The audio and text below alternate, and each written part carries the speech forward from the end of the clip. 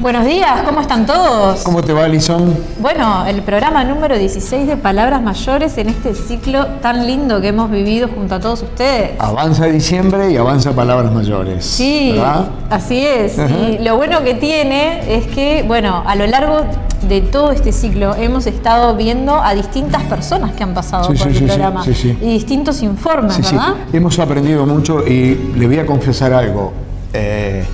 Estamos tomando debida nota porque nosotros vamos todos camino del tema que nos convoca, que es las personas mayores. Exacto, la niñez ya la vivimos, así que ahora en algún momento nos va a tocar, la juventud también, si Dios quiere, transitar la vejez. Bien, bueno, y comenzamos como siempre con este informe. En Uruguay, el 14,06% de la población supera los 65 años de edad y es el nuestro el segundo país con su población más envejecida de América Latina después de Cuba. Actualmente hay un promedio de 700.000 personas mayores registradas como pasivos, ya sea como pensionistas o como jubilados, en las distintas cajas que conforman el sistema uruguayo. Estas cifras representan la cuarta parte de la población del país. De allí la importancia de su situación y seguramente sean muchas más las personas mayores de 65 años que no estén incluidas en el circuito formal por no haber alcanzado los años de jubilación. En Uruguay, la gran mayoría tenemos en nuestra familia una persona de edad. Todos sabemos la situación actual por la que muchos de ellos atraviesan, ya que tan solo algunos tienen la suerte de poder convivir con sus familiares, sintiéndose de esa forma cuidados, amados, protegidos. Mientras, muchos otros viven en casas de salud u hogares de ancianos o estatales o privados, o son dejados de lado, abandonados a la suerte de su destino. Hay que destacar que muchos de ellos incluso cuentan con un pariente cercano o lejano y son abuelos, abuelas, padres, madres, tíos, tías, hermanos y hermanas. Los últimos datos oficiales dicen que hace pocos meses estaban habilitados para albergar personas mayores solamente 41 de los 1.208 residenciales registrados. Unas 15.000 personas mayores viven en estos residenciales registrados, pero además hay una cantidad importante de casas informales donde también se alojan. Según datos oficiales, hay 208 residenciales en situación crítica, al tiempo que 110 no cumplían con todas las condiciones en cuanto al respeto por los derechos humanos. Espacios antiguos, pisos de tierra, poca preparación del personal o de los dueños de algunos de esos centros son algunas de las situaciones que los técnicos de la División de Regulación y Fiscalización de Centros de Larga Estadía del MIDES han encontrado. Incluso se constataron cientos en condiciones espeluznantes, según los propios datos oficiales. De hecho, el Ministerio de Desarrollo Social presentó hace pocas horas denuncias penales contra 5 residenciales que estaban en situación crítica. Es esta la primera vez que la cartera lleva adelante acciones legales de esas características focalizadas en establecimientos de larga estadía para personas mayores. La decisión fue tomada por las jerarquías del MIDES luego de recibir algunas denuncias y de además encontrarse irregularidades en el marco de una serie de fiscalizaciones. 31 adultos mayores fueron realojados en otros establecimientos o en casas de familia. El propio ministro Martín Lema dijo que en esto va a ir hasta las últimas consecuencias. Hubo además varias irregularidades en virtud de que los inspectores de INMAYORES constataron irregularidades, por lo cual iban a proceder a los realojos, pero al concurrir a concretarlos, notaron que algunas personas mayores ya no estaban allí y habían sido trasladados clandestinamente.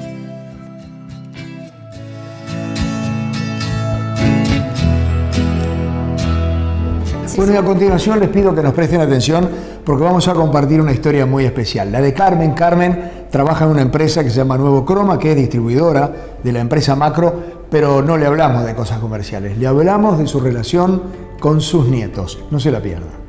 El ser abuelo, y a pesar de que soy una abuela joven, exacto, pasás a ser la abuela, a pesar de que es joven, tenés un rol muy importante dentro de la familia, ¿tá? Porque increíblemente vos transmitís a tus hijos, aunque ya son hombres y mujeres, por medio de tus nietos otras cosas. Entonces por eso considero que el adulto mayor es muy importante dentro de la familia y se le debe dar un lugar preferencial, cuidarlo, apoyarlo. Digo, desde ese lado lo vivo intensamente y es increíble ser abuela, ¿no? ¿Qué es lo que más te gusta de ser abuela?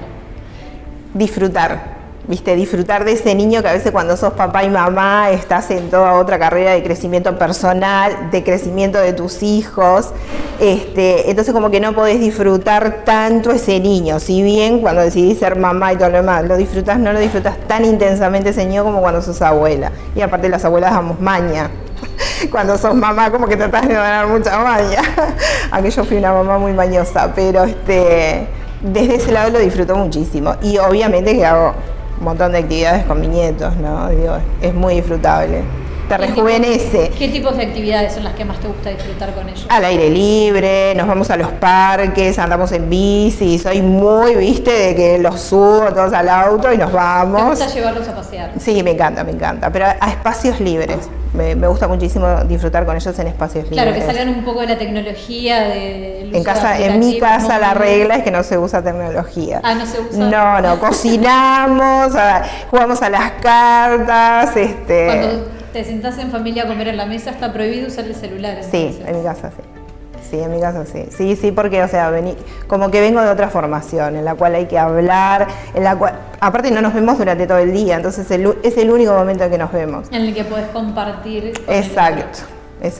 Entonces obviamente que cuando hago las pijamadas, porque soy una abuela activa, que tengo mucha actividad, armo pijamadas y me traigo a los nietos y o sea, cero tecnología, solo disfrutar. Bueno, buenísimo, Carmen, tus nietos deben de estar felices. Sí, y una cosa que me parece destacar, en muchos residenciales se ha implementado el llevar niños, ¿tá? El intercambio intergeneracional. Exacto. Y a mí me pareció muy importante ese cambio, ¿sabes? Muy importante, porque aquí el abuelo que a veces en diferentes actividades como que se aburre, es como que el niño te obliga, entre comillas, en cierta forma, a compartir y a prestarle atención. Entonces, eso me pareció muy interesante. ¿Qué otro aspecto encontrás así o destacás de los residenciales a los que han ido? ¿Son de puertas abiertas? Mira, una cosa que en los años que hace que trabajo y que entregamos en residencial, un cambio importante que vi fue la actividad que se está implementando al aire libre. Hay otra gama de residenciales ahora que antes no había. Vamos a decirlo muy feo, pero antes parecía que era solo como que dejamos el abuelo y que queda encerrado. Pero no es así. No, hoy por hoy como que eso ha cambiado. Hay gente que ha apostado a decir, no, vamos a darle calidad de vida. Entonces en esa calidad de vida se han implementado muchos residenciales en el cual prevalece el espacio libre, el espacio en el que se puedan mover, que puedan andar. ¿Viste? Que es fundamental también la actividad física, sí, claro. Caminar. Y eso poder estar al aire libre muy positivo también, ¿no? Porque inclusive, yo soy muy observadora, inclusive ves otro semblante en los abuelos que aquellos que solo, o sea, no es que estén mal atendidos, tienen todas sus necesidades bien cubiertas, todo lo demás, pero falta como que ese salir constante, porque, o sea, si bien muchos tienen actividades en las cuales hacen paseo y todo lo demás, no tenés ese diario que decís, ay, voy a salir al patio.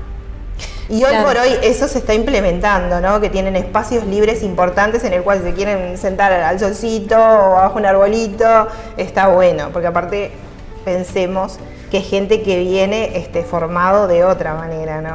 Claro, uno con mucho espacio libre, con mucho andar Y hay gente que digo que siempre tuvo mucha actividad, ¿no?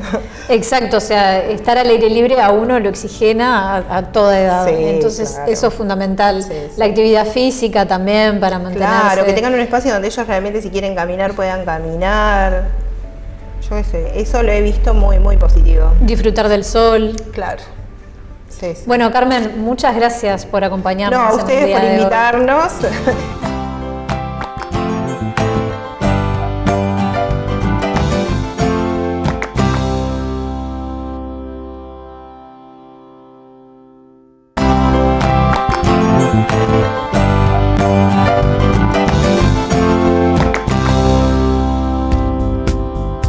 Seguimos adelante, Fernando. ¿Escuchaste alguna vez hablar de maratón sexual? No. A ver, yo ¿de tampoco, qué se trata? Yo tampoco. Pero en la República Argentina hay una mujer que sabe mucho Sí. de las personas mayores. Sí. Y vamos a establecer un contacto con ella a través de Zoom, donde nos va a contar cómo es el tema de la sexualidad en las personas mayores, cómo hay que cambiar algunos mitos que se contraponen con la realidad. Exacto, desmitificar. ¿Y qué es eso de una maratón sexual que se acaba de realizar en la República Argentina? Te advierto a vos y le advierto a ustedes que no es lo que están pensando. ¿La vemos? Vamos a verlo. Bueno, Lía, un gusto tenerte aquí en las pantallas de Palabras Mayores. Vamos a charlar de un par de temitas, pero de una te quiero preguntar si te afiliás a esto que dice todo el mundo, que la longevidad de ahora no es la longevidad que teníamos hace 40, 50, 60 años. No, eso es un hecho, o sea, la vida no solamente se ha estirado en años, sino que hemos ido como cambiando de edades. O sea, los 40 de antes, por ahí son los 30 de ahora, los 50 de antes son los 40, los 60 son los 50, o sea, las personas de 70 años que eran los abuelos, yo me acuerdo de mis abuelos, no tiene nada que ver con las personas de 70 años, o sea que la vida se fue corriendo y se fue corriendo con los cambios también que experimentamos, digamos, las personas, en la medida que vamos envejeciendo, porque tenemos otro modelo de vida, porque tenemos otras inquietudes, porque tenemos otros intereses. Claro. Y aparte porque, bueno, no estamos tan atados al cliché, digamos, de lo que era la ancianidad, o sea, la vejez. Ahora hablamos de procesos de envejecimiento, es un proceso, es una etapa de la vida, como tantas otras, y puede ser sumamente productiva. Eso es lo importante, ser productivo, ser capaz de seguir teniendo proyectos. Lía, ¿qué objetivos tiene, qué fines persigue, qué inquietudes tiene el instituto que tú presides allí en la República Argentina? Bueno, nosotros somos 16 centros en el mundo y trabajamos en forma separada y en combinación. Hacemos investigaciones, hacemos proyectos para mejorar ciertas temáticas. Por ejemplo, una de las cosas que se estuvo trabajando en los últimos años fue todo el tema del cuidado, que es un problema a resolver en muchos países del mundo, o sea, cómo mejoramos el cuidado que le damos a las personas mayores, también qué pasa con los cuidados a largo término, porque hay ciudades importantes, las capitales generalmente tienen ese tipo de problema donde están creciendo los índices de institucionalización. Por otro lado, nosotros pregonamos que las personas mayores deben seguir viviendo en su casa mientras pueden, que el mejor lugar sigue siendo la casa, pero también entendemos que llega un momento que la casa no puede proveer ese tipo de cosas, así que trabajamos con eso y trabajamos mucho con envejecimiento saludable, mejorar una longevidad y tratar de que la persona mayor valide de alguna manera las cosas que ha hecho, se empodere y al empoderarse pueda intentar cosas productivas, no solamente desde el punto de vista económico, pero sí desde el punto de vista que lo hagan sentir de que él vale, de que él sigue valiendo y que él es parte de una sociedad. Y creo que en la medida que los van a lograr son las personas mayores, no los profesionales. En la medida que nosotros sigamos vendiendo esta idea y ellos sigan comprando esta idea y participando socialmente, interactuando socialmente, entonces ellos van a ser los defensores reales de sus derechos ante los distintos gobiernos, digamos. Claro. Lía, cuando tú y yo éramos jovencitos, había un tema tabú que era el sexo, en todas sus variaciones. Sí. Uno tiene la percepción de que hoy ya no pasa eso con la juventud, el sexo es un tema más, casi que es una materia en algunos lugares. Pero uno tiene la percepción de que en las personas mayores sí, sigue siendo algo tabú. ¿Es? ¿No es? Bueno, es un mito, es un estereotipo, es un prejuicio que siempre nos vendieron, o sea, nos vendieron como las imágenes que nos vendían.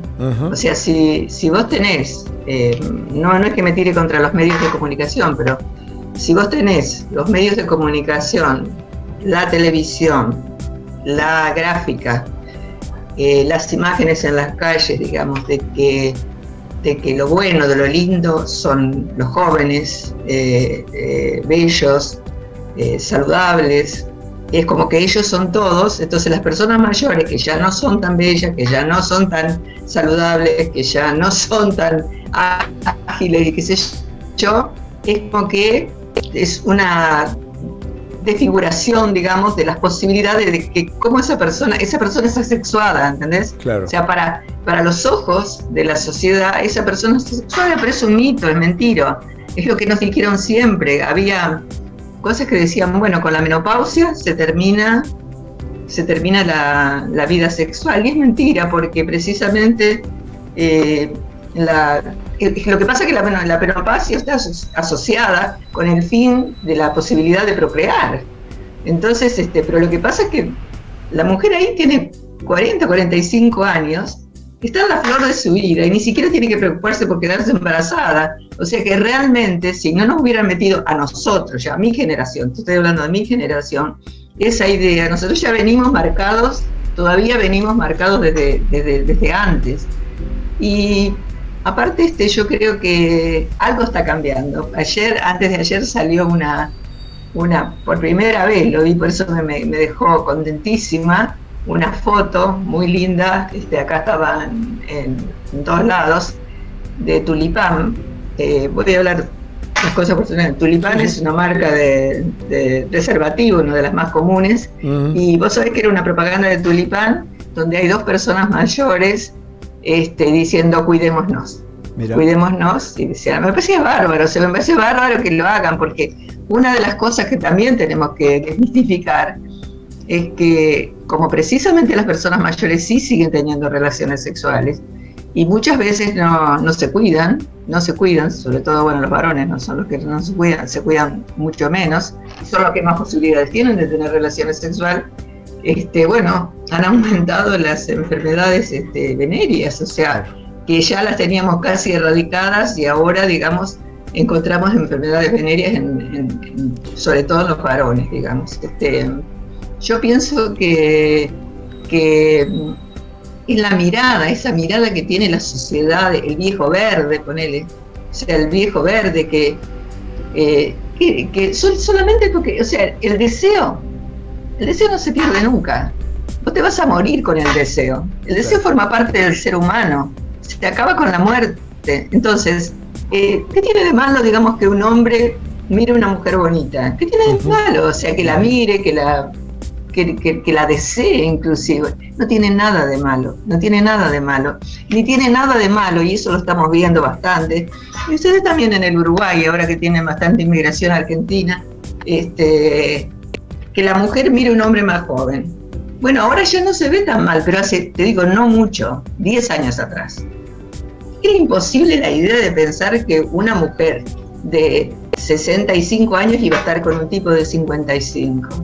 No, y ahora es como más aceptable. Entonces esa era la viuda alegre, claro. ¿Viste? La viuda alegre que se suponía que si enviudaba, chau, se acababa todo.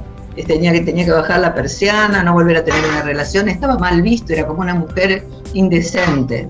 Entonces son varias cosas que venimos acarreando y que tenemos que demistificar para que la gente se sienta mejor, para que la gente se eduque, para que la gente yo pienso que la educación es lo más, o sea, si la gente logra capacitarse y educarse en todos los aspectos de su vida, en cualquier etapa de su vida va a poder tener una longevidad saludable, una longevidad exitosa, menos dolores. O sea, si estás en tu casa y lo único que tenés que pensar es qué remedio vas a tomar o qué te va a doler mañana, obviamente eso no es. Entonces le decimos, bueno, salga a caminar, haga gimnasia.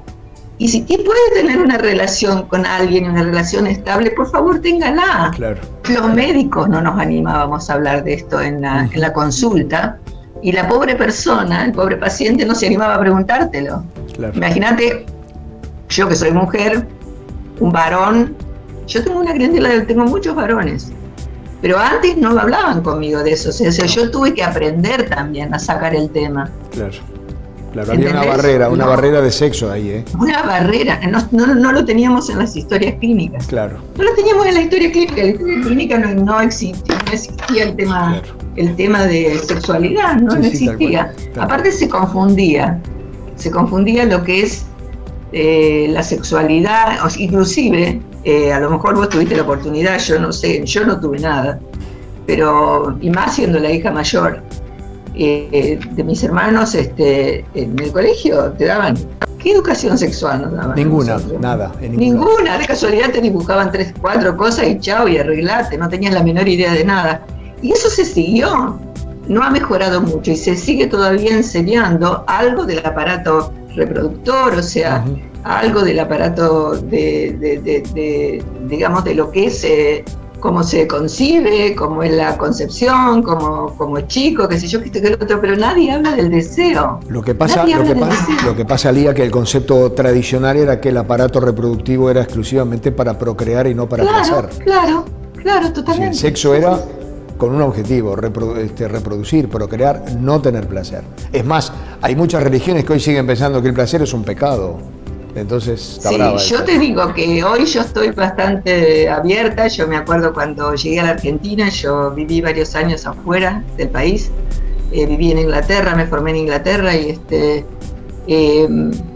nada, ni en Inglaterra tampoco, escúchame, no es que acá en Inglaterra sí, acá no. No, es el mundo. Pero nada, viste, yo, no sé, era súper acotada, digamos. O sea, yo veía algunas cosas que nos trataban de enseñar y qué sé yo, decía, pero podemos sacar esto, podemos hablarlo con la gente, pero a mí me costaba mucho. Claro. Ahora aprendí yo a hablarlo. Claro. Lía, se me termina el tiempo, pero te tengo que hacer una pregunta. ¿Qué fue eso de la maratón sexual? Sí, pero no fue una maratón de a ver de quién se acostaba más. Sí, ya sé, me imagino. Por eso pregunto, porque el término también le puede llevar a engaños a alguien.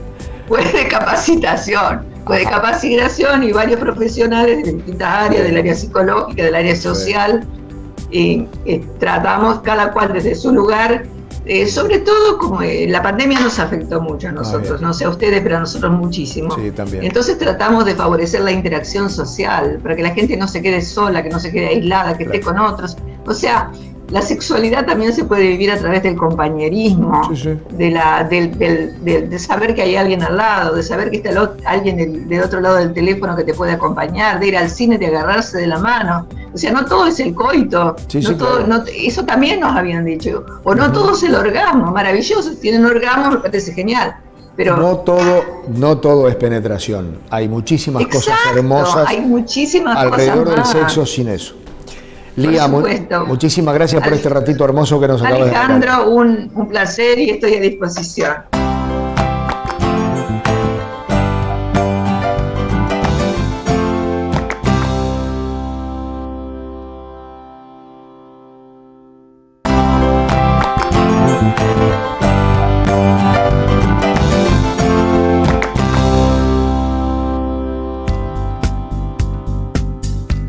Continuamos, amigos, aquí en Palabras Mayores. La persona mayor, una de las cosas que tiene que tener en cuenta Alison a lo largo de su vida, pero mucho más cuando llega a persona mayor, es el tema de la economía, ¿no? Totalmente. Mantener un plan financiero es fundamental y por eso nos acompañó Alexei Yakimenko, con el cual estuvimos conversando sobre economía y mucho más. Bueno, bienvenido, Alexei. Muchas gracias. La verdad, estoy muy contento de estar acá. Venís hace muchos años trabajando en esto y la verdad que es un placer estar en algo tan tangible y en una tarea tan loable que es predicar todo esto de los adultos mayores que tan escondido o solapado muchas veces se tiene. Bueno, muchas gracias Alexei por tu participación en el programa. Para nosotros también es un placer tenerte acá. Contanos un poco y contale a las personas que nos están mirando cuál es tu profesión.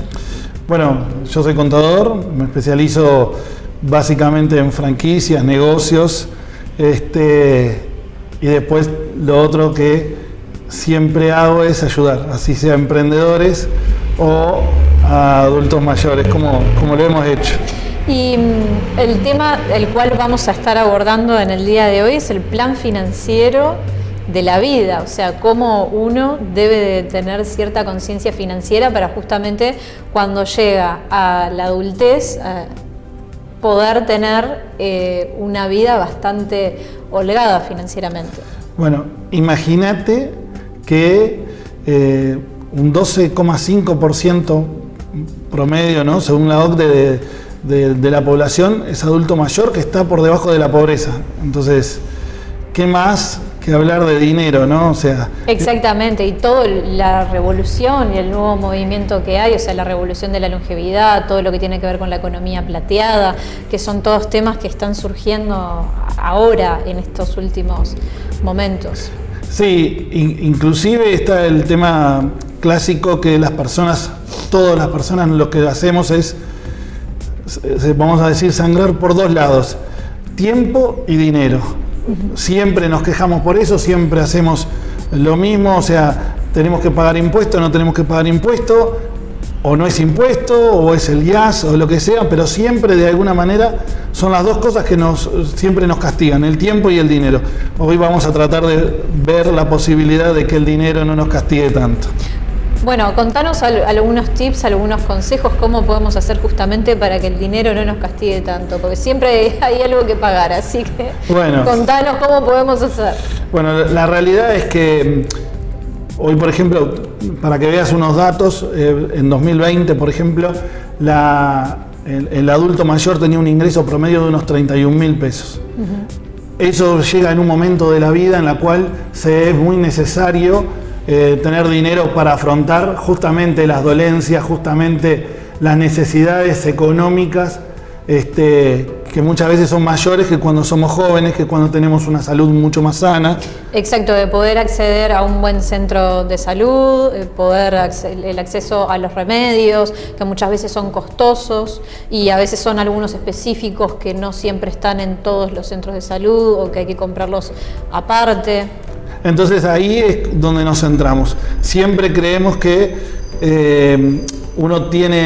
vivimos la vida, los jóvenes viven la vida o vivimos todos como que si nunca vamos a llegar a esa edad. Entonces nunca de alguna manera afrontamos lo que viene a ser el futuro. Y como está en salud, también está en la parte económica la prevención. Exacto.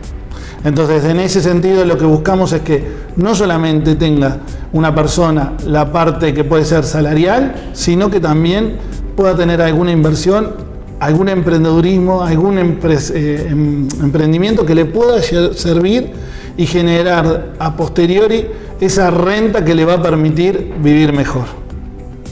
Muy bien, ¿y cuál podría llegar a ser algún consejo o algo que puedas darnos en cuanto a qué inversiones son las que más se pueden llegar a orientar, dónde poder enfocarnos? Obviamente que para invertir necesitamos tener un cierto capital, una cierta cantidad de recursos, o sea, para poder ahorrar también ese capital que después nos va a permitir invertir, y es todo un proceso. Bien, yo creo que el mayor valor agregado que tiene el adulto mayor es su experiencia. Aquello de ser posterior a los 52 años, como decía Eunice recién, esa experiencia que de alguna manera es un saber hacer, en aquello de que es un know-how que tiene preparado. Ya uno sabe cuáles son los fracasos, cuáles son los puntos fuertes, y en ese sentido es donde el adulto mayor, que muchas veces no es profeta en su tierra, le puede dar a gente más jóvenes, porque muchas veces están cerebralmente activos, entonces por ende puede darle ese know-how, ese expertise que muchas veces en la vorágine misma de los jóvenes no lo toman en consideración y no se proyectan, no le da para proyectarse a lo que les va a pasar dentro de un tiempo. En inversiones, pues, obviamente que mi papá es un adulto mayor y él me dice siempre, ahora me falta vida para poder hacer y de alguna manera invertir para poder generar o emprender para poder generar. Sí, es real, pero creo que más allá de eso, uno puede seguir dando un legado y eso es lo importante.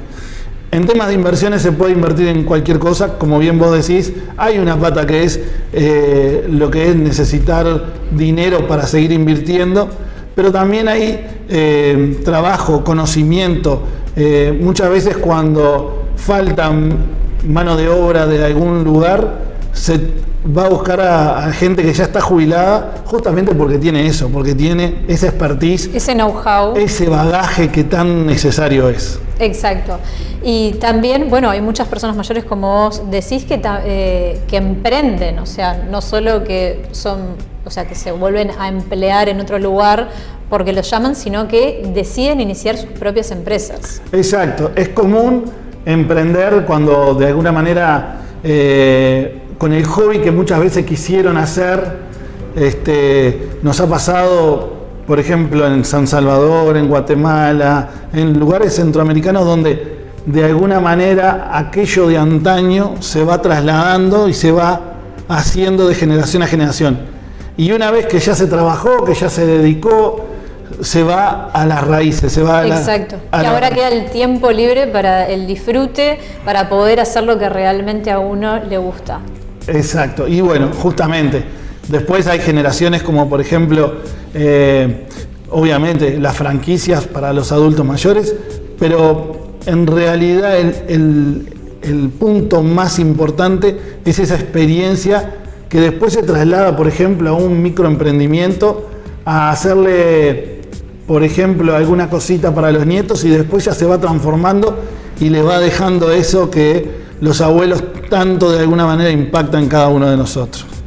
Y después también hay un tema que no es menor, que refiere a la parte económica, que tiene que ver con todo el tema de los abusos económicos. Bueno, sí, es muy común. Lamentablemente, en temas, por ejemplo, de préstamos, vivimos muchas veces con que se presta pobreza, vamos a decirlo así, con todas las letras, porque a sabiendas de las necesidades económicas, muchas veces se presta dinero a tasas muy altas, vamos a decir, a tiempo mucho más largo. Sí, con una morosidad muy alta. Claro. Igualmente sucede muy a menudo, no son préstamos netamente desde el consumo, donde están muy focalizados a, por ejemplo, a darle un gusto, como te decía, a los nietos, darle un gusto a la familia, contemplar una satisfacción inmediata a través de un préstamo o a través de una solución financiera de corto plazo. ¿Y vos crees que las personas mayores, esos justos son siempre destinados para otras personas en el 80% de los casos? O sea, que no son para disfrutarlos ellos mismos. No. Nos pasa a todos los que somos padres de alguna manera que empezamos queriendo y bueno, y te va a pasar, te va a pasar Exacto. que de alguna manera los beneficios o las gratificaciones de nuestros hijos comienzan a ser nuestras. Entonces, muchas veces la satisfacción, el no haberle podido dar en algún momento las cosas a nuestros hijos, la vida de alguna manera nos da una segunda posibilidad al querer darle lo mismo a nuestros nietos. Entonces, muchas veces es capaz que la persona no se compra lo que se tenga que comprar para ella, pero sí para los nietos. Esa pelota de fútbol va a estar. Y prefiere, ahí está, darle a su familia. El adulto mayor económicamente es una persona muy, muy generosa, muy, muy dadivosa, que como quiere suplir muchas carencias que propiamente en la vida se tuvo o que no le pudo dar a sus hijos o que en el afán de enseñar obviamente no le das todo a tus hijos, después con los nietos lo querés de alguna manera recompensar. Y si alguna persona mayor que esté mirando el programa en este momento quisiera emprender y no sabe cómo o a dónde se tiene que dirigir o cómo se tiene que orientar, ¿cuál es la sugerencia que le darías? Bueno, primero está en una edad que haga lo que le guste, lo que le llene el alma, lo que le reconforte y lo que le dé reconocimiento. Después esa valoración, ese prestigio, lo que sí le recomendaría, lo que sí le sugeriría que haga lo que haga con pasión. Ya no está para ser una mega empresa, sí está para tener esa satisfacción, ese reconocimiento, esa valoración. Que no lo haga por dinero, que lo haga por satisfacción, que capaz que eso que le compran o le venden, lo que sea algo que pueda estar en una casa y que pueda estar valorado como tal. Siempre los abuelos siempre se van para el lado de las artesanías, siempre se van para el lado de los licores, siempre se van para el lado de la gastronomía, y eso qué mejor. Cuántas veces uno sentía el olorcito a tuco de la abuela y eso te llenaba el alma. Bueno, eso mismo, esos olores, esas sensaciones, es lo que de alguna manera les recomiendo que emprendan los abuelos. Bueno, muchas gracias, Alexei, por participar del programa en el día de hoy. Fue un placer tenerte acá y escucharte toda tu experiencia también. Muchas gracias.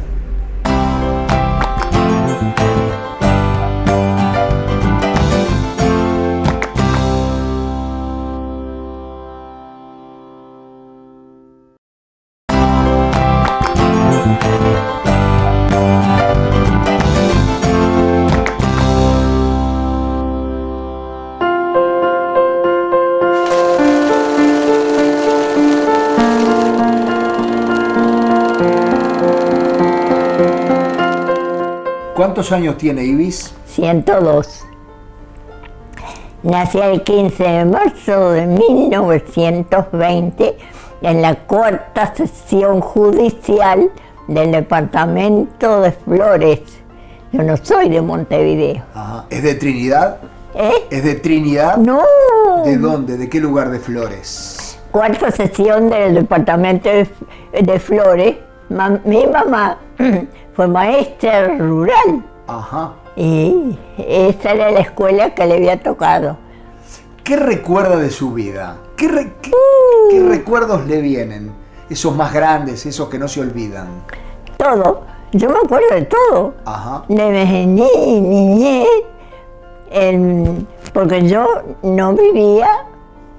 Bueno, mi barrio donde yo nací era humildísimo, porque la escuela estaba rodeada de ranchitos. Mi mamá era la columna.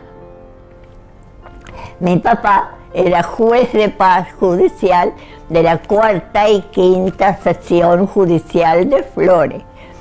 Pero mi mamá era el palenque. Y hace muy pocos días, hablando con otro señor, nos acordamos salió él de Alpargatas Rueda. Si mi mamá era una gran pedigüeña y esas Alpargatas Rueda, mi mamá las pedía solamente para los meses de clase, de escuela, pero los niños las seguían usando. Y mamá, Alpargatas Rueda y Alpargatas Rueda en enero, febrero, marzo, abril, todo el año. Y yo me acuerdo perfectamente la camioneta que bajaba con el paquetón de Alpargatas Rueda. ¿Se acuerda cuando vino a Montevideo? A Montevideo sí me acuerdo. Eso es, yo me comparo Cortázar, a la rayuela de Cortázar. Salté del campo de Flores, del contacto con la naturaleza, con el sol, con la lluvia, con los vientos, con todo, a Montevideo, que venía a ser para mí la ciudad luz. ¿Y por qué se vino? Porque se jubilaron, los dos, mamá y papá, se jubilaron. ¿Y cómo fue dejar el campo, la naturaleza, Y llegar a la ciudad, al hormigón, al ruido, todo lo demás. Me costó, pero no tuve más remedio que adaptarme, porque yo primaria la cursé en escuela rural, porque hasta eso ni me acuerdo del número de la escuela, si era 6 o 12, pero los archivos tienen que estar. Y de volver a Montevideo, que yo ya volví a secundaria, ya mi vida cambió. ¿Fue fácil secundaria? ¿Fue fácil? No, en mi época sí, para mí fue difícil, claro, porque la escuela rural es un programa y secundaria es otra. Y hay distancia. Acá en Montevideo conoció el amor. ¿Cómo no? 54 años estuvimos casaditos. Que hoy para encontrar 54 años. ¿Se acuerda cómo se conoció con él? Sí. A ver. Mi esposo mi esposo fue médico. Y bueno, pero él tenía otro matrimonio y se le había muerto la señora. Y una señora, amiga de mi mamá, que vivía en Flores, vino a parar a la casa nuestra y quería ir a conocer a una prima que estaba empleada en la casa de un profesor, Antonio Ferrara. Y mamá me decía, ay, ¿sabes que no tengo tiempo? Le digo, pero voy yo. Y ahí está, Heraldo, que era el hijo de él, que lo crié yo, nos pusimos a jugar. Maldito si atendí al homenaje que me hizo. Y cuando llegó el momento de despedirme, Heraldo se puso a llorar, quería que me quedara. Y le dijo, yo no te importa, yo voy a venir a jugar con vos. Y ahí está la jugada, 54 años juntitos. Así que fue casi jugando. ¿Y cómo fue ese matrimonio? Ah, felicísimo. ¿Sí? Felicísimo. Tuvimos 3 hijos más. Y paramos el carro, como se dice, porque si ahora está cara, antes también. Míos son 3, más el otro, son 4. No era fácil. No, y es porque yo dejé secundaria. Yo ya fui profesora de secundaria. ¿Profesora de qué? Literatura. Y en las conversaciones que tuvimos, vas a tener que dejar literatura, porque realmente eran unos pesos desgraciados. ¿Quién atiende esta casa? Que ya quedaba Heraldo. No es una cuestión de trancarla. Yo pongo el hombro, me dice, y vos ponés lo demás y cuidás la casa. Y así fue. Y así fue. ¿Y cómo fue criar esos 4 muchachos o muchachas? Y no los problemas de hoy. ¿No? Porque hoy es horrible. Pero los criamos como se deben criar un hijo, con respeto, hombro con hombro, como decíamos los dos. Porque si los retaba Antonio, que así se llamaba mi esposo, yo, por algo los retó tu padre. Y Antonio decía lo mismo. Los retó tu madre, por algo los retó hoy, entiéndanse con ella. Y era así. Así llevamos la vida los dos. Ibis, cuando la mamá o el papá decían no, era no. Era no. Ah, sí. Y cuando había que ponerlos en penitencia, penitencia. Me acuerdo de la pata paljuda. Sí, señor. Bueno, y Antonio le había dicho que yo no sepa que pidan plata paljuda, porque para eso reviento yo trabajando, y eso es una mendicidad. O sea, un día se iba, y los 3, porque era con otro chico, pidiendo plata paljuda, para adentro. ¿Qué les he dicho yo? A la cama, uno mirando para allá, y el otro mirando para la otra pared. Yo me voy, porque así va de guardia. Yo me voy. 2 horas de penitencia. ¿Escucharon? ¿Escucharon? Bueno, su madre es la que tiene que terminar la penitencia, y la terminé. Y nada de levantársela. Nada de levantarle la penitencia. No. Las 2 horas de penitencia, bueno, se les terminó la penitencia. Con todos, con todas, ¿Y cómo le parece que fue esa educación? ¿Bien? Para nosotros, brillante. Para nosotros, brillante. Sí, los 3 nos empeñamos, yo creo que bien. Yo llegué pues fuimos 3 hermanos.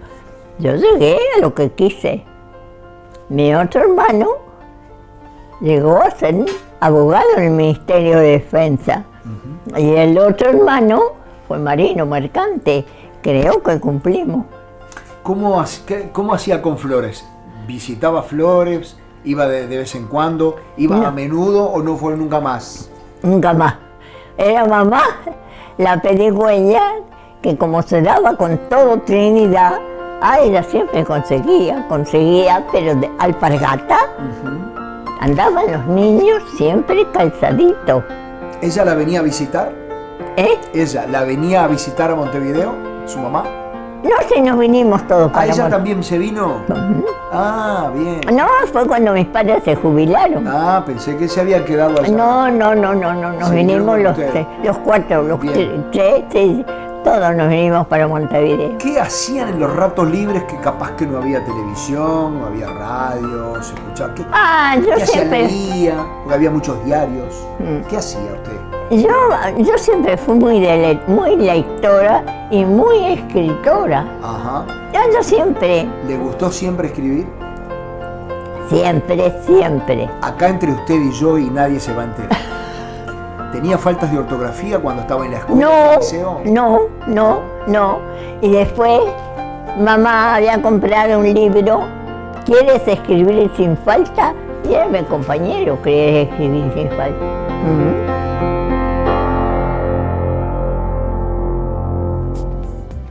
Bueno, muy bien, estamos llegando al final de una nueva edición de Palabras Mayores, se nos aproxima fin de año, seguramente tendremos algunas novedades para los programas que vienen. Sí, pueden comunicarse con nosotros a través de nuestro sitio web, que es www.palabrasmayoresuruguay.com. Ahí hay un formulario donde ustedes pueden escribir y hacernos llegar sus propuestas.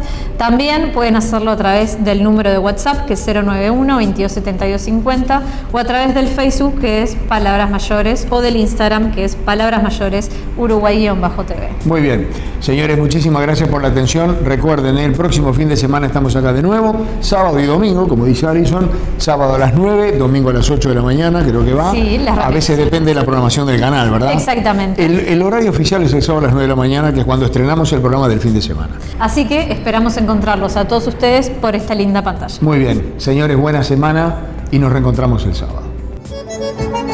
Qué lindo para bailar esto. En pareja, claro.